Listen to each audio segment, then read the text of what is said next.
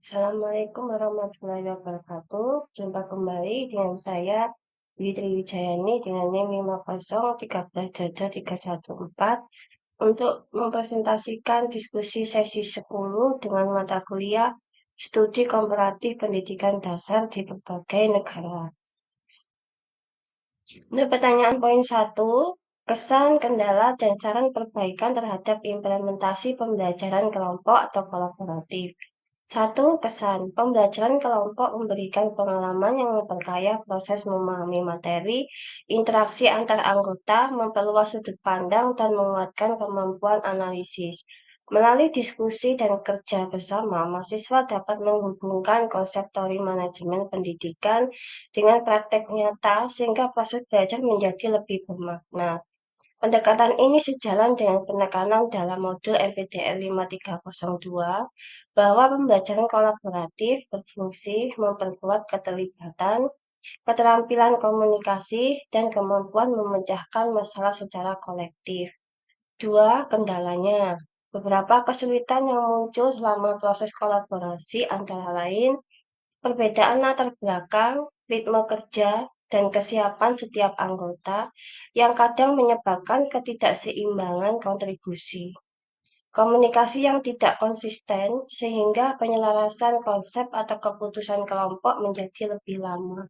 Keterbatasan waktu karena kesibukan masing-masing anggota yang membuat penjadwalan pertemuan lebih menantang. Variasi kemampuan dan memahami referensi ilmiah sehingga beberapa bagian memerlukan penjelasan ulang. Kendala ini menunjukkan bahwa kolaborasi menuntut pengelolaan yang terstruktur sebagaimana ditegaskan dalam modul bahwa kerja kelompok memerlukan manajemen peran, koordinasi, dan kontrol proses.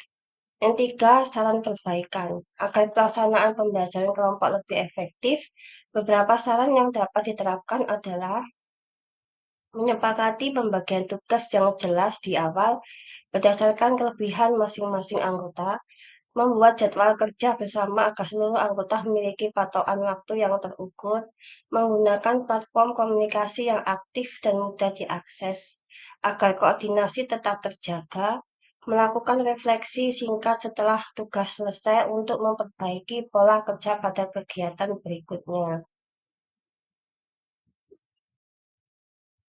Untuk pertanyaan poin 2, analisis komparasi struktur kurikulum pendidikan dasar. Dua artikel ilmiah yang telah disediakan dalam sesi 10 yaitu menurut Ada et al. 2019 membahas perbandingan antara pendidikan Indonesia dan Finlandia. Menurut Kurniawan 2017 mengkaji pendidikan Korea Selatan dan Jepang. Prinsip analisis komparatif dari modul NPTL 5302 yang menekankan sistem, struktur, konteks sosial, dan konsisten implementasi. A. Struktur kurikulum pendidikan dasar di Indonesia yang secara umum. Kurikulum pendidikan dasar di Indonesia dirancang dengan berbasis kompetensi yang mencakup dimensi sikap, pengetahuan, dan keterampilan. Muatan pelajaran cukup banyak, mencakup mata pelajaran akademik, seni, agama, dan kewarganegaraan. Model kurikulum Indonesia berusaha mengintegrasikan nilai karakter, literasi, dan proyek berbasis pengalaman belajar.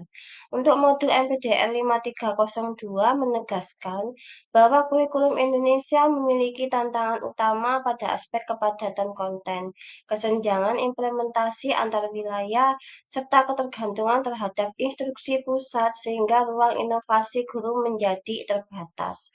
B. Struktur kurikulum di sekolah saya secara khusus.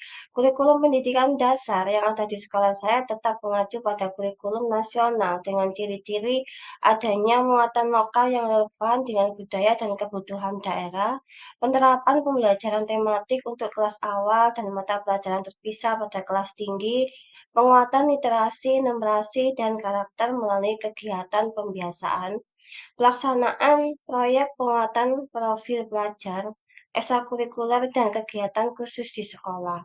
Struktur ini menunjukkan bahwa sekolah berusaha menyeimbangkan antara standar nasional dan inovasi berbasis kebutuhan peserta didik. C. Perbandingan dengan negara Finlandia, Jepang, dan Korea Selatan. 1. Indonesia dengan Finlandia menurut Ada et al. 2019. Finlandia memiliki kurikulum yang sederhana, berorientasi pada kesejahteraan, dan memberikan otonomi penuh kepada guru. Pembelajaran didesain fleksibel dengan fokus pada pemahaman mendalam, bukan banyaknya materi. Sistem penilaian difokuskan pada perkembangan anak secara holistik. Perbandingan dengan di Indonesia. Muatan materi di Indonesia lebih padat, sedangkan Finlandia lebih ringkas dan terfokus. Di Finlandia mengutamakan otonomi bagi guru, sementara di Indonesia masih terikat kurikulum terstruktur nasional. Penilaian di Indonesia didominasi angka dan tuntutan administrasi, sedangkan di Finlandia lebih mengutamakan penilaian kualitatif. 2. Indonesia dengan Jepang. Menurut Kurniawan 2017, Jepang memiliki kurikulum yang kuat pada pembentukan kebiasaan, moral, dan disiplin. Kurikulum tidak terlalu banyak mata pelajaran, tetapi tiap mata pelajaran diajarkan mendalam. Kegiatan kebiasaan harian seperti kebersihan, tanggung jawab, dan kerja kelompok menjadi bagian dari pendidikan moral. Perbandingan dengan di Indonesia.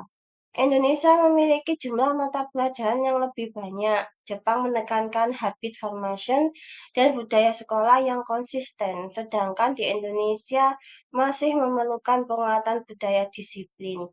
Diimplementasi kurikulum Jepang lebih seragam karena budaya masyarakat yang mendukung kedisiplinan. 3. Indonesia dengan Korea Selatan, menurut Kurniawan 2017. Korea Selatan memiliki kurikulum yang sangat fokus pada prestasi akademiknya, sains dan teknologi. Jam belajar panjang, target tinggi, dan standar ketat menjadi ciri khasnya. Tingkat kompetensi belajar sangat tinggi. Perbandingan dengan di Indonesia, Indonesia lebih seimbang antara aspek akademik dan karakter, sedangkan Korea lebih akademik dan kompetensi. Korea memiliki pemerataan kualitas guru yang lebih baik, tekanan belajar jauh lebih tinggi di Korea dibanding dengan di Indonesia. D. Sintesis komparatif. Hasil analisis menunjukkan negara maju menerapkan kurikulum yang lebih sederhana namun mendalam, sedangkan Indonesia masih cenderung luas dan padat. Otonomi gurunya menjadi faktor pembeda utama. Negara maju memberikan kebebasan lebih besar dalam merancang pembelajaran. Di budaya sekolah di Jepang dan Korea sangat mendukung konsistensi implementasi kurikulum. Hal ini belum merata di Indonesia. Penilaian di negara lain lebih menekankan proses dan perkembangan individu, sementara di Indonesia masih menitipkan pada angka dan administrasi.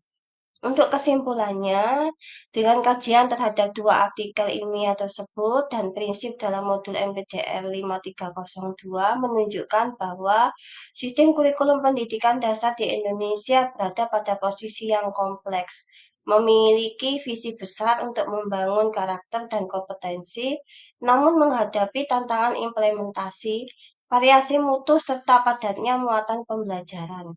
Dibandingkan Finlandia, Jepang, dan Korea Selatan, kurikulum di Indonesia memerlukan penyederhanaan konten, peningkatan otonomi guru, dan penguatan budaya sekolah agar pembelajaran lebih efektif.